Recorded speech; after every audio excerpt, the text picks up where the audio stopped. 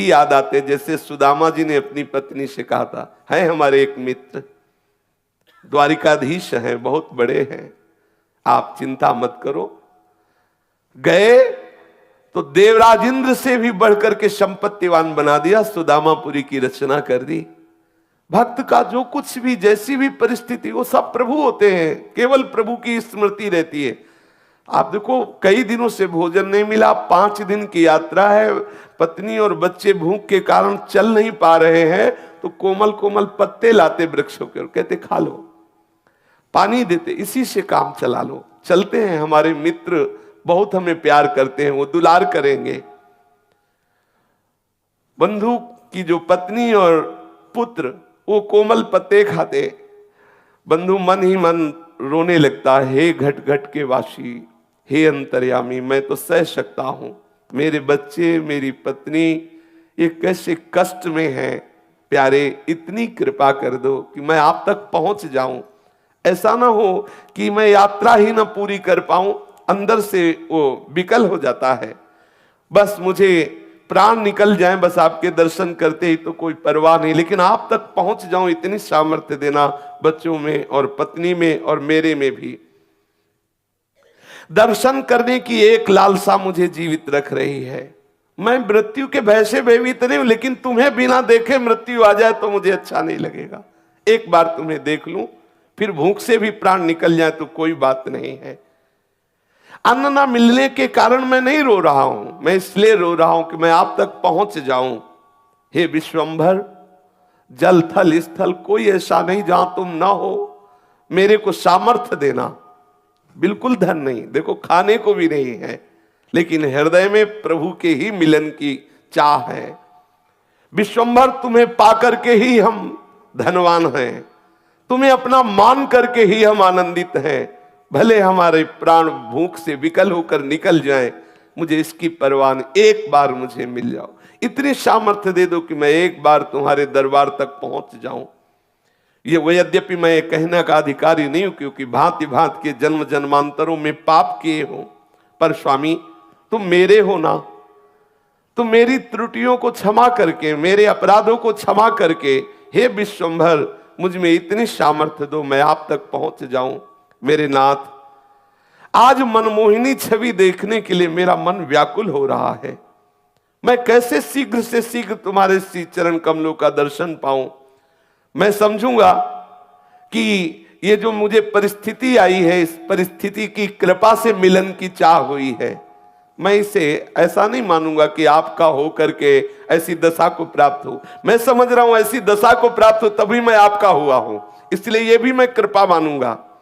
हे सुर मुनि वंदित चरणारविंद वाले प्रभु, मुझे एक बार ऐसी सामर्थ्य दो कि मैं आप तक पहुंच जाऊं। वो स्त्री बच्चों को साथ लेकर के, फटे पुराने कपड़े हैं और मिट्टी का पात्र हाथ में है, बच्चों को लिए हुए आगे बढ़ रहा है। परिवार सहित लड़खड़ाते हुए 5 दिनों की यात्रा करके श्री पुरुषोत्तम क्षेत्र भगवान जगन्नाथ जी के धाम में पहुंचा और श्री मंदिर के दूर से दर्शन करके ही भूमि पर गिर पड़ा। मेरे मित्र आ गए, मेरे प्रभु आ गए। और प्रभु का स्वभाव जो जैसे प्यार करता है उसको वैसा ही अनुभव कराते। दूर से ही जगन्नाथ जी के दर्शन करके साष्टांग लेट गया, वहां भूमि में लौट रहा। ओ कृपालु प्रभु के दर्शन हो गए। अपनी पत्नी से कहा, देखो देखो ये मेरे यार हैं, जिनके लिए मैं कह रहा था ना कि मेरे मित्र, ये हमारे मित्र हैं, ये हमारे प्रीतम हैं, ये हमारे दीन बंधु स्वामी हैं। अब पत्नी के हृदय में उतना अनुराग तो नहीं है, पर इस बात से सुख मिला कि अब यहां भरपेट भोजन भी मिलेगा, भक्तों का संग भी मिले, और इसको कि मेरे प्रभु ने कृपा की, मुझे सामर्थ्य दी कि यहां तक आ गया। अब मैं अपने यहां प्राण छोड़ूंगा, अब मुझे यहां आनंद मिलेगा, क्योंकि प्रभु के चरणों में प्राण छूटे इससे बढ़कर क्या लाभ। प्रभु का धाम है, सामने प्रभु है, फिर तो प्राण भी छूट जाए कोई परवाह नहीं। अब वो देखते देखते ही थोड़ी देर दर्शन हुए, सिंह द्वार के सामने आकर आनंद आवेश में मगन है। कौन पूछता है उसको? पत्नी पुत्र फटे पुराने कपड़े एक कोने में खड़े ठाकुर जी को देख रहा है। सिंह द्वार पर बड़ी भीड़ है, बच्चे भूख से व्याकुल है, पत्नी भूख से व्याकुल है। वो भगवान के दर्शन करके खड़ा है। थोड़ी देर में देखा पट बंद हो गए, कोई पूछ ही नहीं रहा, कौन पूछे। उसने अपनी पत्नी से कहा धैर्य रखना, मेरे मित्र बहुत लोग आए हुए हैं ना, उनसे मिल रहे हैं। पत्नी से कहा आओ पीछे चलते हैं। मंदिर के दक्षिण की ओर जहां से जगन्नाथ जी के प्रसादी का धोवन, जैसे पात्र आदि धोए गए तो वो फेन आदि निकलता है पीछे से, उस नाले के पास गए, उसे पेज नाला कहते हैं।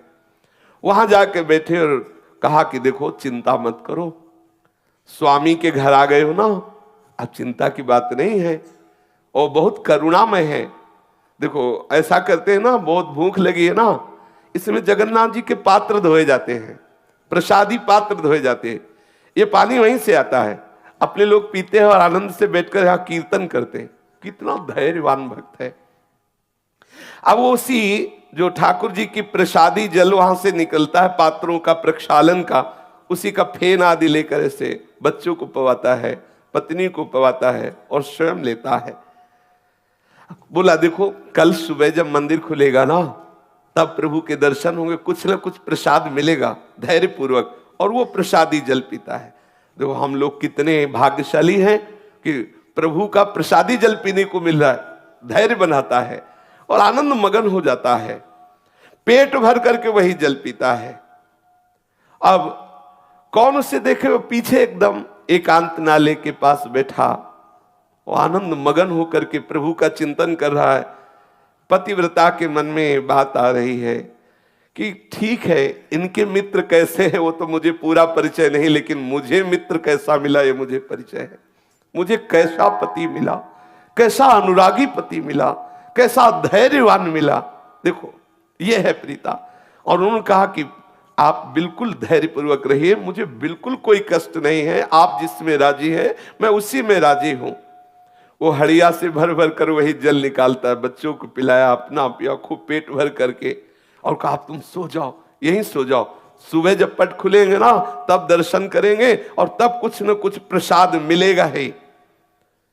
अब इतना भाव ठाकुर जी देख रहे हैं, एक एक क्षण की बात। गुरुदेव भगवान कहते तुम चिंता मत करो, तुम्हारे एक एक सेकंड की बात ठाकुर देख रहे हैं, एक एक सेकंड का हिसाब अनंत गुना बढ़ा कर देंगे। तुम धैर्य पूर्वक रहो, ऐसा मत समझो कि तुम विषयों की जलन को सहकर भजन कर रहे हो, तुम ठंडी गर्मी अपमान सब सहकर भजन कर रहे हो, कोई तुम्हें देख नहीं रहा। नहीं, ठाकुर देख रहा है, एक एक सेकंड का हिसाब अनंत गुना बढ़ के देगा, खुद तुम कहोगे निहाल हो गए। देखना, थोड़ा धैर्यवान रहिए। अब वो प्रभु की प्रसन्नता के लिए वहां बैठा हुआ नाम कीर्तन कर रहा है, और भाव अंदर अंदर की, हे नाथ तुम्हारे चरणों को मैं बार बार नमस्कार करता हूं, मैं कितना अधम जीव हूं, लेकिन आपने मुझे धाम बुला लिया, बिल्कुल अपने महल के समीप रखा। तुम चराचर में व्याप्त हो, समस्त जीवों के मनोरथ पूर्ण करने वाले हो। मुझे पता है कि तुम्हारे सिवा कोई करता नहीं है, मेरे मन में कोई कामना नहीं कि मैं किसी कामना से तुम्हें ये प्रार्थना कर रहा हूं, पर प्रभु आप कृपा करो, मेरी पत्नी को ये विश्वास हो जाए कि तुम मेरे मित्र हो, तुम मेरे हो। कहीं ऐसा ना हो कि इसके मन में आने लगे कि मुझे बहला फुसला रहे, कहीं कोई भगवान नहीं, देखो यहां भी आए तो कितना कष्ट सह रहे हैं। नाथ मुझे जितना चाहो कष्ट दे दो, लेकिन इसको विश्वास दिला दो कि आप हो। मुझे पता है आप हो, लेकिन इसको विश्वास हो जाए, क्योंकि ये मेरे ही आज्ञा से भजन कर रही है, कहीं इसका विश्वास टूट ना जाए। जगन्नाथ जी की भंडार गृह में ताला लगा हुआ है और ठाकुर जी अंदर विराजमान है, लेकिन प्रभु के लिए ना तो कोई दरवाजा है ना कोई ताला है, वो तो सर्वसमर्थ है।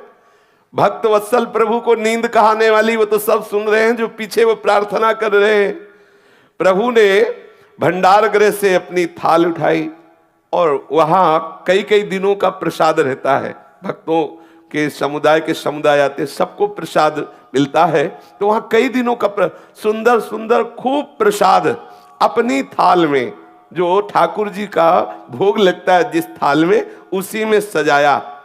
और सजा करके दरवाजों में सब बंद है, ताला लगा है, लेकिन उनके